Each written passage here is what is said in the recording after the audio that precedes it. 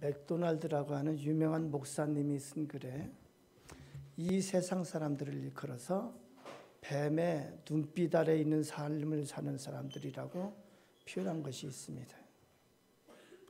그리고는 간단한 실화 하나를 덧붙였습니다. 빌라스라고 하는 수도사가 자전거를 타고 인도의 좁은 시골길을 가고 있었습니다. 그런데 갑자기 자연의 모든 소리와 동작이 멎어버린 듯한 이상한 적막감이 느껴졌습니다. 그래서 자전거를 멈추고 내려서 가만히 주위를 살펴보았습니다. 그랬더니 얼마쯤 떨어진 곳에 코브라가 머리를 꼿꼿이 쳐들고 흔들거리면서 무언가를 뚫어지게 쏘아보고 있었습니다. 가만히 보니 그 앞에 나뭇가지 제일 아랫부분에 새 한 마리가 앉아 있었습니다. 그런데 이 새의 모습을 보니까 그 뱀의 눈빛에 최면이 걸려서 꼼짝도 못하고 가만히 앉아서 뱀만 쳐다보고 있는 것이었습니다. 이 수도사는 마음이 너무나 아팠습니다. 조금 있으면 잡아먹히게 되는데 저 불쌍한 놈, 자기 힘으로는 그 눈빛에서 벗어날 수가 없구나. 자기 힘으로는 날아갈 수가 없구나. 어떻게 살릴 수 없을까? 만약 내가 저 새를 살리려고 무슨 행동이라도 하면 코브라가 나를 향해 공격할지도 모르는데 어떻게 하면 좋을까? 좀 망설이다가 그냥 지나칠 수가 없어서 이놈아! 소리를 지르면서 팔을 휘두르면서 뱀을 향해 달려들었습니다. 그러자 뱀이 한번 쳐다보더니 고개를 숙이고는 유유히 사라지는 것이었습니다. 그제서야 최면에서 풀려 정신을 차린 새가 창공을 향해 푸드득거리며 날아 올라갔습니다. 성경에서 사탄, 마귀는 악한 영이라고 합니다. 거짓의 아비라고도 하고 속이는 자라고도 하고 공중의 권세 잡은 자라고도 합니다. 사탄의 목적에 대해서 요한복음 10장 10절에 예수님께서는 이렇게 말씀하십니다. 도둑이 오는 것은 도적질하고 죽이고 멸망시키려는 것뿐이요. 그렇습니다. 오늘날 이 세상 사람들은 뱀으로 상징되는 공중의 권세 잡은 자의 눈빛에 최면이 걸려 있습니다. 그들은 자기 앞에 어떤 운명이 기다리고 있는지 모릅니다. 최면당한 것처럼 사탄이 시키는 대로, 이끄는 대로 행동할 뿐입니다. 구원받은 우리는 이러한 그들을 불쌍히 여기는 마음을 가지고 봐야 합니다. 그렇다면 뱀의 눈빛을 깨뜨리고 우리를 구원할 자가 누구실까요? 바로 예수 그리스도이십니다. 오직 예수 그리스도이십니다. 예수 그리스도만이 십자가에서 사탄의 권세를 짓밟으시고 승리하셨습니다. 예수 그리스도만이 십자가에서 우리의 모든 죄를 다 구속해 주셨습니다. 예수 그리스도만이 우리에게 영원한 생명을 약속하신 구원자이십니다. 구원받은 우리는 이 예수 그리스도를 사람들에게 알려야 합니다. 수도사가 달려가면서 이놈아 하고 소리를 질러서 뱀을 쫓아낸 것처럼 우리가 예수 그리스도를 증거하면서 사람들에게 나아갈 때 사탄의 권세가 물러가게 될 것입니다. 오늘 마태복음 13장 본문의 1절을 보면은 이렇게 기록합니다. 그날 예수께서 집에서 나가사 바닷가에 앉으시매, 이렇게 시작합니다. 그날이라고 하면은 무슨 특별한 사연이 있는 날입니다. 그날이라고 하면은 무슨 특별한 사건이 있는 날입니다. 예수님의 그날에는 과연 무슨 일이 있었던 것일까요? 여기 성경에서 그날을 알기 위해서는 바로 앞장인 12장을 봐야 되겠습니다. 12장에는 대략 이런 내용들이 기록되어 있습니다. 예수님과 제자들이 하늘나라를 선포합니다. 예수님과 제자들이 예수 그리스도의 복음을 선포합니다. 그런데 유대인들의 다양한 반응들이 12장에 기록되어 있습니다. 그런데 이 유대인들의 반응은 놀랍게도 대부분 부정적입니다. 그동안의 예수님 사역은 어떠했습니까? 가시는 곳마다 하나님 나라의 놀라운 비밀을 선포하셨습니다. 약한 자를 고치시고 각색 병든 자를 낫게 하셨습니다. 귀신을 쫓아내시고 인간이 도무지 감당하지 못할 놀라운 일들을 행하셨습니다. 그런데 어찌된 일인지 바리새인과 서기관들은 예수님을 믿지도 않고 받아들이지도 않았습니다. 참 이상해요. 성경을 다시 봐도 참 이상한 것이 그거예요. 심지어 12장에 보면은 귀신 들렸다고 의심까지 합니다. 바알세불의 힘으로 되었다고 합니다. 하나님의 아들이신 예수님께 감히 귀신이 들렸다고 그렇게 말하기도 합니다. 땀 흘리고 수고하셔서 하늘나라를 가르쳤고 병든 자를 고쳐주고 귀신 들린 자를 낫게 하고 그리고 도와주었는데 예수님을 향해서 귀신 들렸다고 그렇게 말하기도 합니다. 이렇게 철저하게 배척을 당하셨습니다. 그들은 더 나아가 어떻게 예수님을 죽일까 의논하기도 합니다. 모든 것이 실패한 것처럼 보입니다. 이것이 바로 그날입니다. 전능하신 하나님의 아들이 사역하는데도 배신과 배척이 있습니다. 불신과 모함이 있었습니다. 제자들과 함께 이 마을 저 마을로 다니며 열심히 복음을 전하고 병자를 고치고 귀신을 쫓아줬는데 돌아오는 반응은 감사가 아니고 죽이려는 음모가 있었던 그날입니다. 귀신 들렸다는 의심과 함께 비난이 있었던 그날, 사랑하는 어머니와 형제들마저도 섭섭하게 돌려보낼 수밖에 없었던 그날, 제자들의 입장에서도 가족과 집을 버리고 예수님을 따라 복음을 전하며 힘써 노력했는데 그 결과는 모든 것이 실패로 느껴지는 그날, 참으로 그날은 참담한 심정이었을 것입니다. 조롱과 멸시와 오해도 힘들지만 혈육을 섭섭하게 해서 보냈는데 예수님인들 마음이 편했을까요? 그날은 참으로 아픔의 날입니다. 그런데 예수님은 그런 그날에도 쉬지 않으십니다. 또 어느 집에 들어가셔서 열심히 가르치고 계십니다. 그런데 또 이것을 보는 제자들의 마음이 어땠을까요? 이제 그날을 경험한 제자들의 마음은 힘들어지기 시작했을 것입니다. 그만 포기하고 싶은 생각도 들지 않았을까요? 더 이상은 못하겠다. 왜 이렇게 해야 하나? 뭐가 아쉬워서 이런 대접을 받으면서 이런 일을 해야 하나? 이제 배척하는 유대인들에게는 그만하자. 우리를 따라다니고 믿는 사람들에게만 사역하자고 외치고 싶었을 것 같습니다. 그런데 예수님은 제자들의 그런 심정은 아랑곳하지 않으십니다.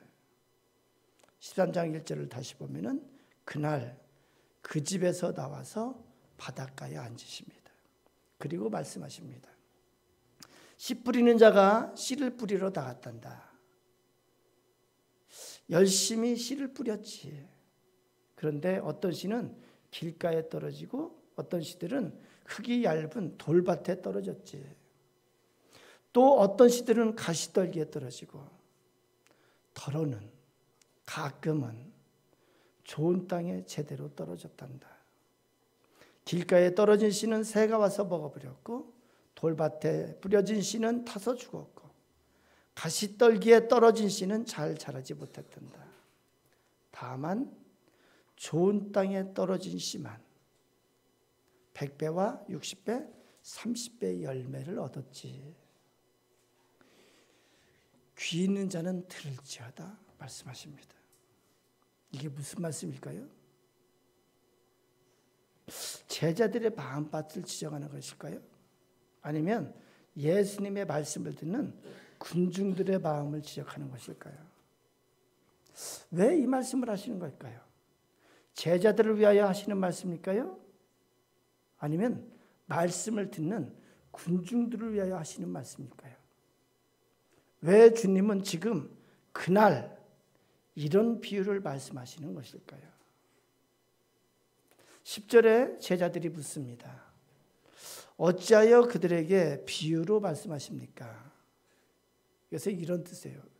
비유로 말씀한다는 것은 왜 그들에게 알지 못하게 비유를 통해서 말씀하십니까? 이런 질문이에요. 이상한 질문입니다. 11절에 예수님이 대답합니다. 천국의 비밀을 아는 것이 너희에게는 허락되었으나 그들에게는 아니 되었나니 그렇게 말합니다. 잘 생각하면서 성경을 읽어보세요. 12절에서는 이렇게 말씀합니다. 무릇 있는 자는 받아 넉넉하게 되되 없는 자는 그 있는 것도 빼앗기리라. 있는 자가 누구일까요? 없는 자가 누구일까요? 13절에서는 뭐라고 말씀하냐면은 그러므로 내가 그들에게 비유로 말하는 것은 그들이 보아도 보지 못하며 들어도 듣지 못하며 깨닫지 못함이니라. 무슨 말씀이에요? 내가 비유로 그들에게 말하는 것은 어차피 그들은 들어도 깨닫지 못합니다. 다시 말하면은 내가 말씀을 전해도 받아들이지 않기 때문이다. 그래서 예수님은 비유로 말씀하셨다고 말합니다. 11절에 다시 보면은 11절에 이렇게 말씀합니다. 천국의 비밀을 아는 것이 너희에게는 허락되었으나 그들에게는 아니 되었으니. 너희에게는 허락되었으나 이것은 제자들이에요. 그들에게는 아니 되었으니 이것은 말씀을 듣는 군중들의 유대인들이에요. 16절에 이렇게 말씀합니다. 그러나 너희 눈은 봄으로 너희 귀는 들음으로 복이 있도다. 할렐루야. 17절에 이렇게 말씀합니다. 많은 선지자와 의인들이 너희가 듣는 것을 보고자 해도 보지 못하였고 너희가 듣는 것들을 듣고자 해도 듣지 못하였느니라. 제자들아 너희가 듣고 깨닫는 그 자체가 너희에게 큰 복이다. 이렇게 말씀하는 거예요. 그리고 나서 제자들에게 다시 말씀해 주십니다. 18절에 그런즉 씨 뿌리는 비유를 들으라. 19절에 해설해 주십니다. 아무나 천국 말씀을 듣고 깨닫지 못할 때는 악한 자가 와서 그 마음에 뿌려진 씨를 빼앗나니 이는 곧 길가에 뿌려진 자요. 계속해서 다시 해설을 해 주십니다. 다시 한번 물어볼까요? 이 씨 뿌리는 비유를 누구를 위해서 하셨을까요? 내가 설교를 잘못하나 봐. 아직도 몰라. 이 씨 뿌리는 비유를 누구를 위해 하셨을까요? 왜 주님은 그날 이 비유를 말씀하시는 걸까요? 그날에 주님께서 겪으시는 일을 보고 가장 힘들어하는 사람들은 바로 제자들입니다. 주님이 주신 일을 감당하기 위해 모든 것을 버렸습니다. 예수님 한 분만 의지하며 따르는 제자들입니다. 그런 제자들이 지금 힘들어하고 있습니다. 그날의 그들의 반응을 보았습니다. 그날의 상황들을 경험했습니다. 제자들은 그 상황을 경험하며 낙심할 수밖에 없었습니다. 의욕을 상실할 수밖에 없었습니다. 앞으로 예수 그리스도의 제자로서 어떻게 사역을 해나갈 수 있을까? 지금 이런 제자들에게는 예수님밖에 없습니다. 자, 이 비유의 목적이 무엇이겠습니까? 이 비유는 제자들을 위로하기 위한 예수님의 말씀입니다. 제자들에게 힘을 주고 다시 일어서게 하려는 예수님의 비유의 말씀입니다. 예수님은 이 씨 뿌린 자의 비유를 모여든 무리들에게 말씀하시긴 하셨지만 그들에게는 들을 귀 있는 자는 들으라라고만 하시고 그 뜻을 풀어 이루지 않았습니다. 오직 제자들에게만 그 뜻을 자세히 이루셨습니다. 그날 존경하는 선생님이 귀신 들렸다고 조롱받는 것을 보고 무척이나 당황하고 낙심하고 있는 제자들에게, 복음이 받아들여지지 않는 참혹한 현장에 있는 제자들에게 예수님은 이렇게 말씀하시며 위로하십니다. 얘들아, 괜찮아. 이런 밭도 저런 밭도 있는 거야.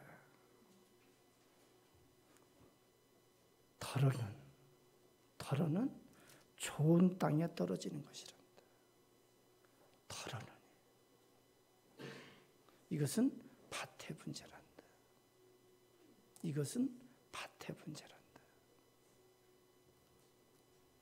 하나님의 아들 예수님께서 직접 말씀하시는 또 받아들이지 않고 믿지 않는 완악하고 어찌할 수 없는 밭이 수두룩하다는 거예요.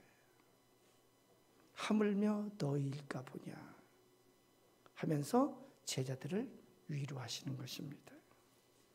뒤돌아보면 제자들의 전도사역 중에는 기쁨으로 돌아오는 날도 있었지만 마을에서 외면받고 배척당하며 열매가 없는 실망스러운 결과가 훨씬 많았습니다.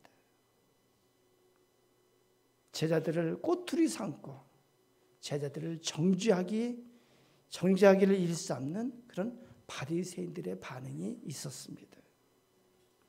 전능하신 하나님의 아들 예수 그리스도의 이름으로 나가는데 왜 안 되는 거야? 전능하신 하나님의 아들 예수 그리스도의 말씀을 전하는데 왜 안 되는 거야? 이렇게 절망할 수가 있습니다. 그날의 여러 가지 모욕과 비난, 또한 예수님을 죽이려고 하는 바리새인들의 위협 앞에서 제자들의 마음은 낙심될 수밖에 없었습니다. 그 반응 앞에 상처받았을 제자들을 향해서 예수님은 말씀하십니다. 얘들아, 괜찮아. 이것은 밭의 문제란다. 이것은 밭의 문제란다. 이것은 씨의 문제가 아닙니다. 이것은 씨 뿌리는 자의 문제가 아닙니다. 이것은 밭의 문제입니다. 예수님께서 씨를 뿌리는 자에게 그 결과에 책임을 묻지 않으시겠다는 것입니다. 저는 이 설교를 준비하면서 저에게 얼마나 큰 위로가 되고 큰 은혜가 됐는지 몰라요. 예수님께서는 지금 이 말씀을 하시며 제자들에게 힘을 주고 계십니다. 결국 말씀을 받는 밭의 문제인 것이니 계속 씨를 뿌리자며 위로하고 독려하시는 말씀입니다. 어떤 선교사님의 간증을 읽었습니다. 북한 선교를 하고 계시는 K 선교사입니다. 여자분인데 그녀는 남편을 잃고 슬픔과 아픔의 절망을 경험한 이후에 하나님의 부르심으로 신학교를 가게 되었다고 합니다. 졸업 후에 우연한 계기로 탈북민들을 위한 일을 하게 되었고 이제는 북한 선교를 통해서 새로운 삶을 살고 계십니다. 이분의 사역은 그야말로 오지입니다. 북한 접경 지역의 선교를 주로 하시는 분이라 선교 활동 자체가 첩보 영화를 방불케 합니다. 신분을 위장하는 것은 기본이고 중국의 공안들을 피해서 밤으로 낮으로 숨어서 몰래 그렇게 사역을 합니다. 북한 접경 지역의 사람들을 돕고 있습니다. 브로커들을 통해야만 북한의 지하교회 사람들을 만날 수 있기에 매 순간순간 위기의 순간을 맞이합니다. 어느 누구도 믿을 수 없는 상황에서 주님만을 의지하며 생명을 걸고 살얼음판 선교를 하고 계십니다. 지하교회에서 몰래 예배드리는 자들을 돕기 위해서 또한 목숨을 걸고 산을 넘고 물을 건너서 이제 탈북하는 사람들에게 한 줄기 작은 희망의 빛이라도 전하기 위해서 몸과 물질을 아끼지 않으십니다. 그 K 선교사님이 어느 날 한국에서 지원하는 한국의 모 교회에 2명의 그 아리따운 여자 청년들을 데리고 왔습니다. 이들은 탈북하는 과정에서 브로커에게 속아서 인신매매에 잡혀갔던 그런 아이들이었습니다. 천신만고 끝에 찾게 되었고 여러 교회의 후원과 기도로서 값진 생명값을 치르고 드디어 대한민국으로 데리고 오게 되었습니다. 이들은 탈북하는 과정에서 K 선교사님과 또 중국 선교사님들을 통해서 복음을 받아들이게 되었고 대한민국에 입국한 후에 정부기관에서 적응 교육을 받는 동안 세례까지 받았습니다. 하나월이라는 정부기관에서 사회 적응 교육을 마친 이 아이들은 자립을 위해서 밖으로 나와야 했습니다. 근데 마땅히 갈 곳이 없어서 거처를 고민하는 중에 그들에게 교회에서 흔쾌히 생활관을 내어줬습니다. 그동안 K 선교사님이 애쓰고 수고하신 것을 잘 알기에 교회 공동체는 기쁨으로 그들을 받아들였습니다. 그 아이들은 생명의 은인인 K 선교사님의 양딸이 되겠다고 자처하면서 정말 사랑스럽게 행동을 했습니다. 그런데 한 달, 2달, 서너 달쯤 지나자 문제가 생기기 시작했습니다. 다른 아이들과는 달리 이들은 약속을 잘 지키지 않았고 생활관의 규칙도 지키지 않게 되었습니다. 교회에서 운영하는 생활관이라서 규칙상 주일에는 반드시 예배를 드려야 하는데 예배를 드리지 않고 아프다고 핑계대면서 잠을 자거나 학교에 스터디 모임이 있다면서 놀러 다니기 일쑤였습니다. 이뿐만 아니라 귀가 시간이나 다른 생활 규칙들도 잘 지키지 않았습니다. 룸메이트랑 싸우고 서로 험담하며 고자질하게 바빴고 자신이 불리하다 싶으면 거짓말과 핑계대기가 일쑤였습니다. 교회와 선교사님에 대한 불평과 거짓 소문과 모함을 통해서 자신들을 정당화시키기에 급급했습니다. 심지어 2 아이 중에 한 아이는 몰래 남자친구를 생활관으로 데리고 들어오기까지 했습니다. 이들의 생활은 점점 무질서해져만 갔습니다. 교회는 당황했습니다. 보다 못한 선교사님과 목사님께서는 생활관의 지침을 다시 알려주고 타일렀습니다. 그러자 잘못을 순순히 시인하며 다시는 그러지 않겠노라고 울면서 각서까지 썼습니다.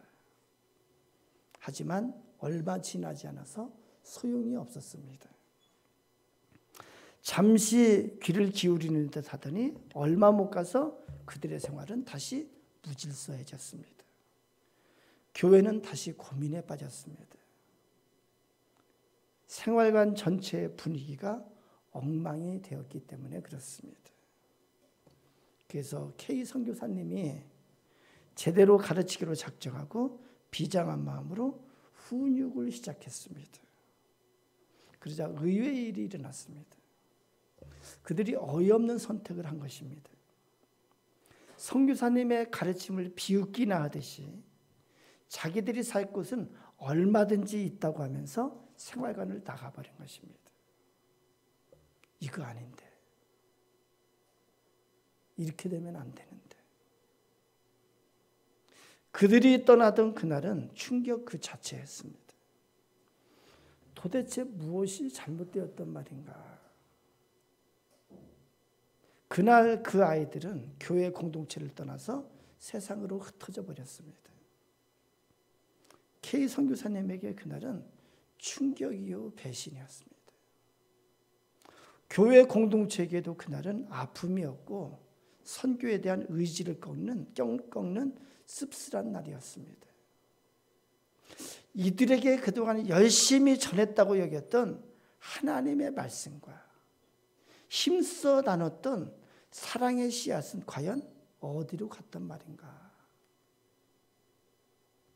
그날의 아픔과 배신 이후에 K 선교사님은 알아두었습니다. 한동안 회복하지 못할 만큼 아팠습니다. 몸과 마음이 모두 무너져 내려서 다시는 사역을 할 수 없다고 생각했습니다. 그런데 한동안 아파하시던 선교사님이 다시 일어났습니다. 그리고 교회 공동체를 향해 이렇게 고백했습니다. 그날의 아픔에도 불구하고 그럼에도 불구하고 나는 이 사역을 계속해야만 합니다. 비참하고 아픈 결과였지만 그럼에도 불구하고 나는 다시 시작해야 합니다. 지금 이 순간에도 죽어가는 영혼들이 있기에 나는 씨를 뿌려야만 합니다. 생명을 건져내야 합니다. 나의 작은 노력과 손길로 그들을 구할 수만 있다면 비록 그들이 복음을 받기만 하고 다시 돌아선다 할지라도 계속해야 합니다. 가슴을 쥐어뜯는 아픔과 고통의 눈물이 흐른다 할지라도 나는 계속 복음의 씨를 뿌려야만 합니다. 사랑하는 여러분, 우리 모두에게는 그날의 그런 경험이 있습니다. 그날은 아픔이고 상처이고 절망입니다. 거절과 비웃음과 무시와 멸시를 당한 경험이 우리에게는 있습니다. 복음을 위하여 열심히 씨앗을 뿌렸는데도 불구하고 겪을 수밖에 없었던 아픔과 절망들 말입니다. 어떤 분은 이웃에게 열심히 전도해서 교회에 등록시켰는데 얼마 지나지 않아 그만 이단에 넘어가고 말았다며 안타까워하는 분들도 있습니다. 어떤 분은 10년, 20년 믿지 않는 가족들을 위해 기도하며 전도하며 애썼는데 아직도 교회에 나오지 않는다며 언제까지 기다려야 되냐고 하소연하는 분들도 있습니다. 어떤 분은 자기가 몇 년 동안 그렇게 헌신하며 도우며 있는 것 없는 것 다 줘가며 정성을 쏟아서 전도했는데 어느 날 이분이 자기 교회 다니기 시작했다고 하더래요. 그러면서 다른 교회로 가버리더래요. 배신감이 들어서 전도 못하겠다고 그렇게 말하기도 합니다. 어떤 친구는 열심히 시간 내서 만나고 밥 사주고 같이 잘 어울렸는데 어느 날 식사하면서 이제 교회 가자고 그랬더니 그 친구가 그러더래요. 교회 가자 소리 하려면은 이제 만나지 말자고 그러더래요. 이처럼 그리스도인으로서 전도하다가 경험하게 되는 그날의 아픔과 절망은 더 이상 씨를 뿌리지 않게 만들기도 하고 좋은 결과를 얻지 못한 좌절로 인해서 이제 전도는 안 돼 하며 포기하도록 유도하기도 합니다. 이러한 현실 앞에 한숨만 쉬게 되는 그날, 쓰라린 배신을 경험하게 되는 그날, 역시 안 돼 하고 좌절하게 하는 그날 예수님은 말씀하십니다. 들을 귀 있는 자는 들어라. 열매의 결과는 씨 뿌리는 너희에게 있지 않다. 이 세상의 밭은 안 좋은 밭이 훨씬 많단다. 내가 해도 안 듣는 자는 안 듣지 않니? 내가 해도 받아들이지 않는 자는 받아들이지 않지 않니?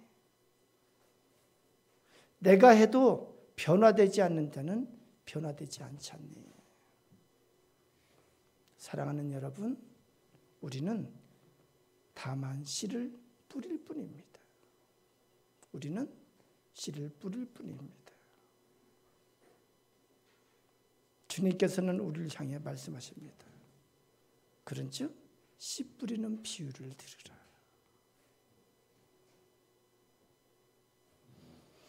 그러면서 우리에게 말씀합니다.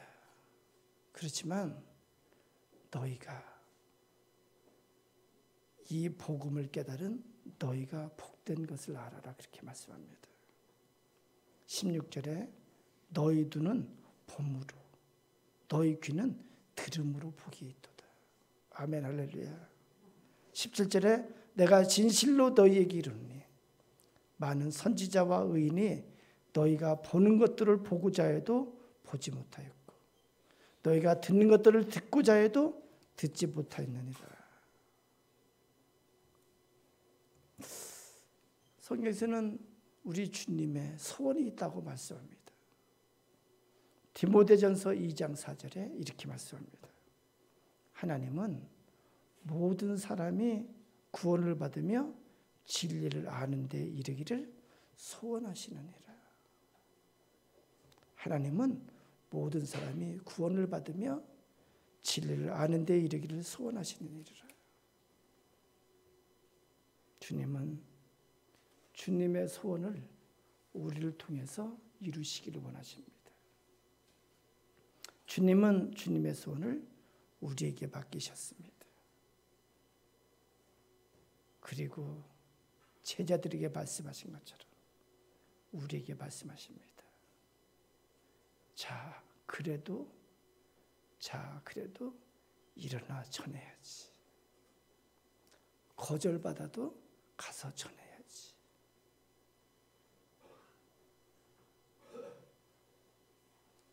멸시를 받아도 가서 전해야지. 너희를 배척하더라도